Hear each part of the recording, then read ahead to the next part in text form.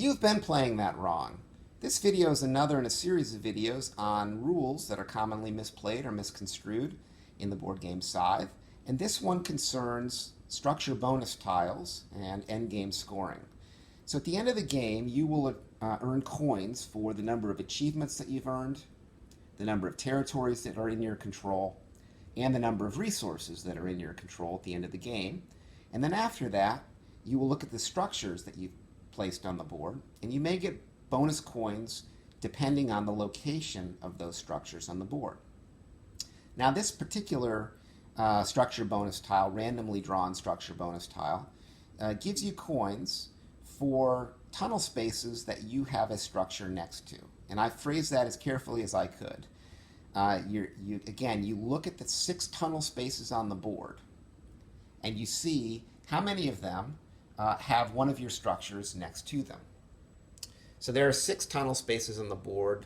They have a red border and the tunnel icon on them, and they're sort of arranged in a ring on the center of the board. Now I am the yellow player, and I have a monument next to 2 tunnels, and I have a mine next to 2 tunnels, and I have a armory, which is next to no tunnels, and I have a mill that's next to no tunnels. So what is my score here? Obviously, I get nothing for those 2, but for these other 2, they are each next to 2 tunnel spaces.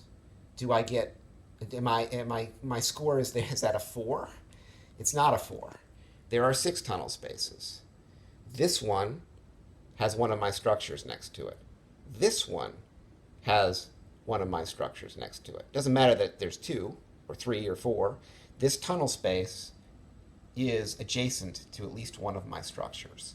And then this tunnel space is adjacent to one of my structures, right? So a structure can help you with 2 different tunnel spaces, but a single tunnel space gets no extra bonus if there are 2 or 3 or 4 of your structures next to it. So you count up the tunnel spaces, ask how many of them have one of your structures next to it, at least one of your structures. That's 1, 2, 3. So the card tells me that I get 4 coins as a bonus. Don't have 4, don't get 6. That's just the way it works.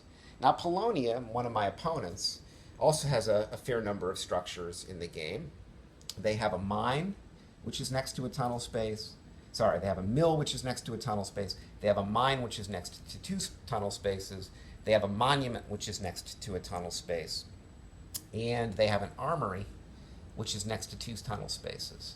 So you could make the mistake of saying the armory counts for 2, the mill counts for 1 more, that's 3, the mine counts for 2 more, that's 5, the monument counts for 1 more, that's 6. Woohoo, I get 9 total coins. No, you don't, Polonia.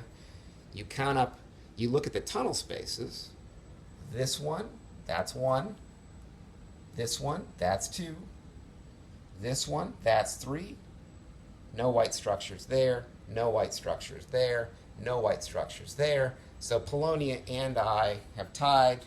We each have 3 tunnels that are next, that have one of our structures adjacent to it, so we'll get 4 coins. Now there's several structure tiles in the deck that are like this, right? So this one concerns structures being built next to lakes. And it turns out there's 7 lakes in the game, which is why this goes up to 7, right?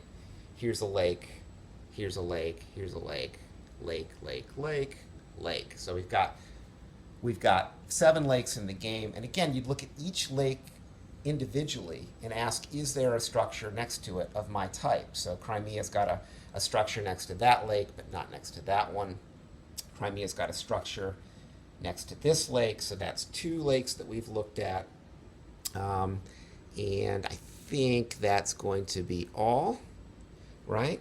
So had we been playing with this structure tile, I'd again be in the second category, and I'd get 4 coins.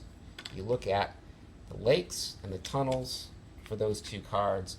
Here's one in which the structure bonus would be structures next to encounters.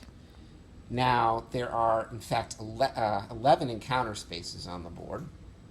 And it doesn't matter, by the way, if the encounter was triggered during the game or not. You just look at the hexes that have that particular symbol and ask how many of them have one of your structures on a hex next to it in order to count up that category. Now notice I have a structure on an encounter space here, but that wouldn't help me. I need to be adjacent to an encounter space in order to get the points for that.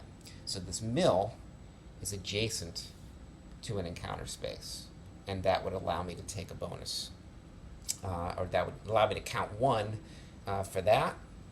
This one is also next to an encounter space, so that would give me 2. This one is on an encounter space, so that doesn't help me. It's not next to any encounter spaces. And this one here is next to an encounter space, but I've already counted that encounter space, so my score would be 2. I would get 4 coins had that been the structure bonus card. Okay.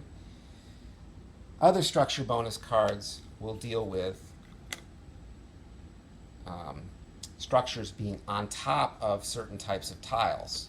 So in this case, it's pretty straightforward, right? You've got 4 possible structures. They're either on those types of tiles or they're not. So there's usually no confusion about this kind of structure card. We have a one in which you get a bonus for structures being on top of tunnel spaces. You've got 4 structures. They're either on those spaces or they're not, so those are fairly straightforward to tabulate. This one is kind of an unusual one. It's attempting to get your structures in a line, and they have to be adjacent to one another too. So although I have a structure here and one here, they're in a line, but they're not adjacent to one another. The line is broken by no structure here. So in fact, with this arrangement, I would not get any points for that structure tile. Neither, as it turns out, would Polonia, because their structures are not adjacent to one another and in a line. And that's it. So that's how you tabulate points and endgame scoring for the structure bonus tiles.